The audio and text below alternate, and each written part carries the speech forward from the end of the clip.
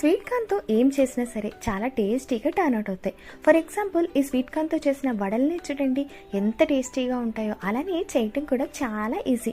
మరి దీని రెసిపీని ఇంకేమాత్రం లేట్ చేయకుండా చూసేద్దామా? ముందుగా స్వీట్ కార్న్ని ఇలా సీడ్స్ లాగా సపరేట్ చేసుకున్న తర్వాత ఇప్పుడు వీటిని ఒక మిక్సీ జార్లోకి వేసేసుకోండి.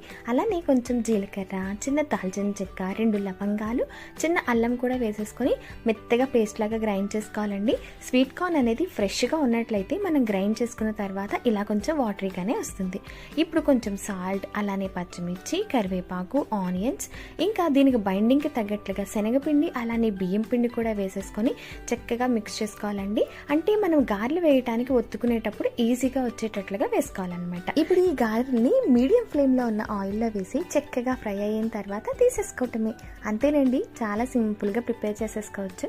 నాకైతే ఈ మొక్కజొన్న గారెల్ని నాటుకోడి పులుసుతో ట్రై చేయడం చాలా ఇష్టం అండి. మరి